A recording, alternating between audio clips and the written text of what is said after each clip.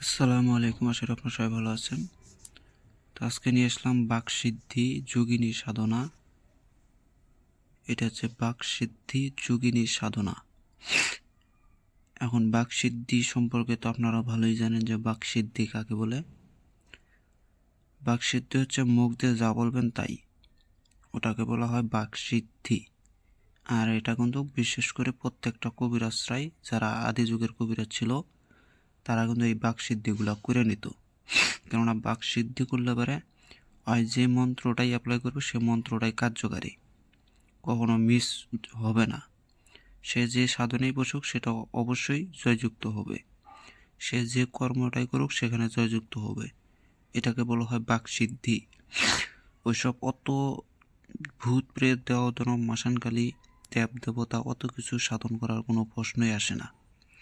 যদি কেউ একবার বাকসিদ্ধি করে নিছে তো ওর আর কিচ্ছু প্রয়োজন নাই, হয় যা বলবে তাই হবে। এটাকে বলা হয় বাকসিদ্ধি যোগিনী সাধনা। অর্থাৎ এখানে যে মন্ত্রটা আছে, মন্ত্রটা যদি আপনারা জপ করতে পারেন তাহলে যোগিনী প্রসন্ন হয়ে আপনাকে বাকসিদ্ধি দান করে। এই বাকসিদ্ধি যখন আপনাকে দান করবে তখন আপনি যে কোনো মন্ত্র যে কোনো কর্মই করেন না কেন সেটা 100% সাকসেস হবেই হবে। কিন্তু এখনকার যারা শিষ্য সভ্যতারা হইতেছে এগুলা পারে না বা করতে চায় না। হ্যাঁ, এখনকার কিছু শিষ্য সভ্যতারা হয়েছে যে কিছু জিনিস দিলে পরে বলেন যে আপনি করছেন নাকি। মানে আমি যদি তাকে কিছু দেই ডাইরেক্ট বলে যে আপনি করছেন নাকি। তা আসল কথা কি ভাই, সবাই সব জিনিস পারে না। আর আমি যদি সব কিছু করতাম তাহলে তোমার মতন শিষ্যের দুয়ার থেকে না দেওয়াই ভালো ছিল। কেননা একজন গুরু সে সব কিছু জানে তাই বলে যে সে সব কিছু আয়ত্ত করছে তা তো না। কেননা এক একজনের মনের ইচ্ছা এক এক রকমের হয়। যেমন আমি যেভাবে চলতেছি আমি এভাবেই খুশি আছি, আমার অত উপরে ওঠার দরকার নাই। হ্যাঁ, এখন অনেকেই আছে যে আমি অনেক বড় ধরনের কবিরাজ হবো, আমি অনেক বড় ধরনের সিদ্ধি সাধক হব, তাদের জন্য করে এগুলা। এই জন্য করে আমি শিষ্যদেরকে এগুলা বাতাই। এখন তারা যদি উল্টা প্রশ্ন করে যে আপনি করছেন নাকি, তাহলে এটা কেমন হয়ে গেল? কেননা বাপে যদি কৃষক থাকে বাপে চায় তার ছেলেটাকে শিক্ষিত বানাইতে। তো বিষয়টা এরকমই, গুরু যদি সাধন ভোজনে কম থাকে সে চায় তার শিষ্যগুলা যেন সাধন ভোজনে উপরের লেভেলে থাকুক, এই জন্য গুরুর থেকে শিষ্য বড় হয়।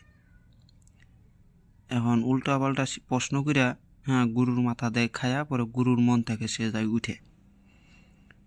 তো যাই হোক, গুরু ভক্তি বড় জিনিস। যার গুরু ভক্তি নাই তার কাছে কিচ্ছু নাই, আর যার গুরু ভক্তি আছে তার কাছে সব কিছুই আছে।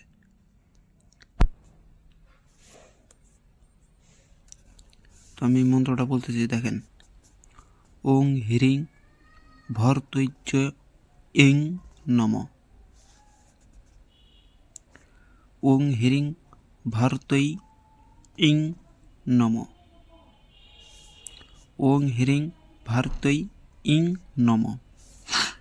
এটার নিয়ম হচ্ছে আপাং বৃক্ষের তরু মূলে বসে এই মন্ত্র 10,000 বার জপ করিলে যোগিনী প্রসন্ন হইয়া, মানে অর্থাৎ আপাং গাছ বলতে তো আপনারা বুঝেন বিলাই আশ্রা গাছ বা আপাং গাছ।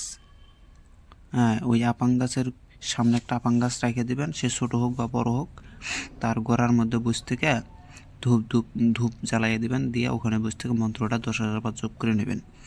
আর এই মন্ত্র 10,000 বার জপ করতে সর্বোচ্চ সময় লাগবে আপনার 2 থেকে 2.5 ঘন্টা। 2 থেকে 2.5 ঘন্টার সময় দিলে পরে এক নাগারে, তাহলে অবশ্যই এটা কিন্তু সিদ্ধ হয়ে যাবে। আর এখানে যখন আপনার সিদ্ধ হয়ে যাবে তখন একজন যোগিনী প্রসন্ন হয়ে আপনার সম্মুখে উপস্থিত হবে এবং সে আপনাকে বাক্য দান দিবে, সে বাক্য সিদ্ধি আপনাকে দিয়ে দিবে। আর বাক্য সিদ্ধি দিলে পরে আপনি তখন ওই মুখ দিয়ে যা করবেন সেটাই ফলন ধরবে। মানে আপনি যদি কন, যেমন ওই যে শেখ ফরিদ ছিল, এই শেখ ফরিদ পীরের দরবারে 12 বছর কষ্ট করার পরে সেই পীর, অর্থাৎ কুতুবউদ্দিন, তার পীর ছিল কুতুবউদ্দিন, সেই কুতুবউদ্দিন শেখ ফরিদকে বলছিল যে যা তোকে আজকে থেকে একটা সিদ্ধি দিয়ে দিলাম, তুই মুখ দিয়ে যা করবি তাই হবে। হ্যাঁ, তার পীরে তাকে এগুলা শিখাইয়া দিছে। পীরে শিখাইয়া দিছে। আর শেখ ফরিদ বলতেছে যে রাস্তাতে যাইতে স্যার বলতেছে যে পরীক্ষা করে দেখি যে কাজ হয় কি নাই। সে ওই মন্ত্রটা সহকারে হুকুম দিল পাখিদেরকে, মানে ওখানে একটা বড় বৃক্ষ ছিল, সেখানে অনেক পাখি এসে বসতো। সে হুকুম দিয়ে দিল যে পাখি মরজা, মানে হিন্দিতে কইছিল, তখন তো হিন্দি ভাষা। তো মন্ত্রটা করার পরে বলছিল যে পাখি মরজা। এই কথা করার সঙ্গে সঙ্গে সমস্ত পাখি গাছ থেকে ধাপাধাপ করে নিচে পড়ে গেছে, মৃত্যুবরণ করছে। মৃত্যুবরণ করার পরে সেই শেখ ফরিদের মনে দয়া উৎপন্ন হলো এবং সে ভাবলো যে এতগুলা জীব হত্যা করে ফেলালাম, আমার তো পাপ হয়ে গেল। তখন সে বলতেছে যেহেতু আমি মারতে পারছি, আমি আবার জীবিতও করতে পারবো। তখন সেই মন্ত্র আবার কয়া আবার বলল যে এ পাখি উঠ যা। যখন এ পাখি উঠ যা হয়েছে তখনই সমস্ত পাখি আবার জীবদান পায়া সমস্ত পাখি যার যার স্থানে আবার ফেরত চলে গেল। তাই এগুলো ছিল বাকসিদ্ধি। বাকসিদ্ধি কিন্তু অনেক প্রকারের আছে। তো গুরুর যদি সিদ্ধি করা থাকে, তাহলে গুরু যদি খালি মন্ত্রটা শিখিয়ে দেয় আর একটু নিয়ম যদি ফলো করতে বলে, সে যদি সেই নিয়ম ফলো করে কিন্তু তার অটোমেটিক হয়ে যায়। হ্যাঁ, কিন্তু এটা সব শিষ্যের দ্বারাই হয় না, কেননা শিষ্য যদি কষ্ট না করে, শিষ্যের ভিতরে যদি গুরুর ছায়াছবি যদি না থাকে, সে পারবে না। তো